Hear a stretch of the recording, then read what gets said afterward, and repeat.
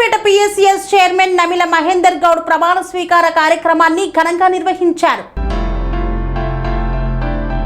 యాదాద్రి భువనగిరి జిల్లా రాజపేట మండలంలోని ప్రాథమిక వ్యవసాయ సహకార సంఘం నూతన పాలకవర్గ ప్రమాణ స్వీకార కార్యక్రమం ఘనంగా నిర్వహించారు. ఈ కార్యక్రమానికి తెలంగాణ రాష్ట్ర ప్రభుత్వ విప్ ఆలేరు ఎమ్మెల్యే బిర్లా ఐలయ్య ముఖ్య అతిథిగా హాజరై నూతనంగా నియమితులైన పాలకవర్గ సభ్యులతో ప్రమాణ స్వీకారం చేయించారు.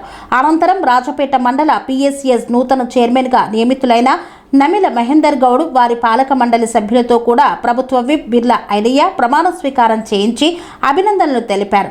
ఈ సందర్భంగా బిర్లా ఐలయ్య మాట్లాడుతూ సహకార సంఘాలు రైతులకు అండగా నిలిచి వ్యవసాయ అభివృద్ధికి కీలక పాత్ర పోషిస్తాయని పేర్కొన్నారు.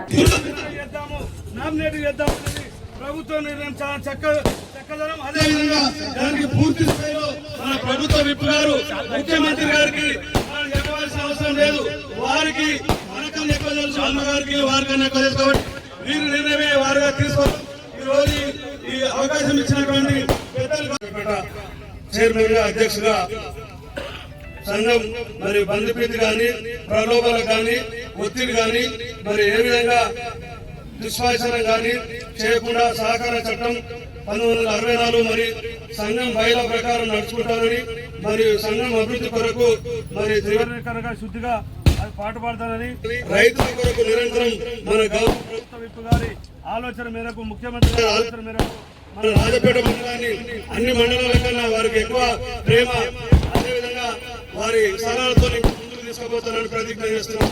జై కాంగ్రెస్. సంఘ సభ్యుడిగా సంఘ బంధుప్రీతి కానీ బలోపేతాలకు కానీ ఒత్తిడికి కానీ గురి కాకుండా సహకార సంఘ చట్టం 1964 సంఘం బైలా ప్రకారం నడుచుకుంటానని మరియు సంఘ అభివృద్ధి కొరకు త్రికరణ శుద్ధిగా పాటుపడతానని దైవ సాక్షిగా రాజపేట మండలం రేణుకుంట హెచ్ఓ రాజపేట ప్రాథమిక వ్యవసాయ సహకార సంఘం చైర్మన్ గా ఇప్పుడే గౌరవనీయులు పెద్దలు ప్రభుత్వ వైపు అదేవిధంగా ఆలేరు ఆశాజ్యోతి అనునిత్యము రైతాంగం కొరకు బలహీన వర్గాల కొరకు సేవ చేసే నాయకుల చేతుల మీదుగా ప్రమాణ స్వీకారం చేయడం, నాతో పాటు నా 12 మంది డైరెక్టర్లు పాలక వర్గాన్ని వారు ఇలా మాకు వెన్నుంటి శివుడు లాగా ఉండి ఎమ్మెల్యే గారు మాకు ఈ అవకాశం ఇచ్చడం కాంగ్రెస్ పార్టీకి నా జీవితాంతం రుణపడి ఉంటానని, అదేవిధంగా మాకు ఇచ్చినటువంటి బాధ్యతను రైతాంగాన్ని దృష్టి పెట్టి ప్రత్యేకించి ఇంతకుముందుకు పెద్దలు గౌరవనీయులు ప్రభుత్వ విప్పు ఆలేరు శాసనసభ్యులు గారు సభ ముందే చెప్పారు.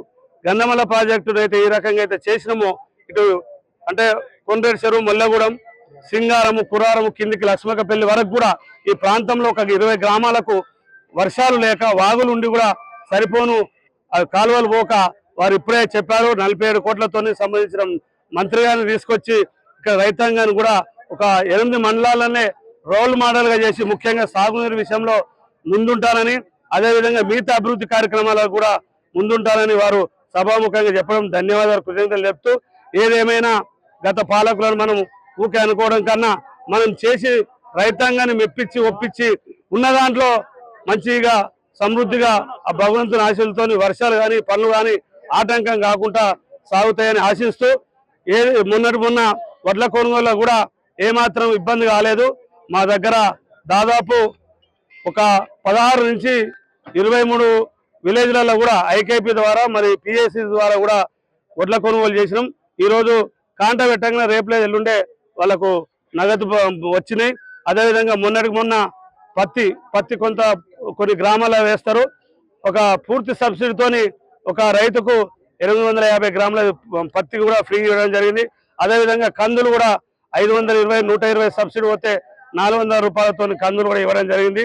ఇక్కడ పండిన పంటను కూడా ప్రతిపక్షాలు ఎన్ని చెప్పినా భగవంతుడు అనుగ్రహం వల్ల ఒక్క గింజ కూడా తడవకుండా ఒక తాలు కూడా తీయకుండా కాంటం పూర్తి స్థాయిలో కొని వాళ్ళకు అమౌంట్లు కూడా తెల్లారుమారునాడు చేయడం, ఇదంతా ప్రజాపాలన సంబంధించిన మన ఐలన్న గారి గొప్పతనమే. ఎందుకంటే కష్టం చేయగానే కాదు, ఆ కష్టాన్ని గుర్తించే నాయకుడు, ఆ గుర్తించి దాన్ని ప్రజలకిచ్చే మనస్తత్వం ఉన్న మహానాయకుడు మా బిర్లా ఐలన్న గారు నాయకత్వంలో రేణుకుంట హెచ్ఓ రాజపేట ప్రాథమిక వ్యవసాయ ఇక్కడ రైతులను, ఇక్కడ ప్రజలను, ఇక్కడ రైతాంగాన్ని పూర్తి స్థాయిలో అంతమందుకున్న వాళ్ళ సలహాలు తీసుకొని రైతులకు న్యాయం చేస్తామని మా డైరెక్టర్లు కూడా కృతనిశ్చయంతో ఉన్నారు.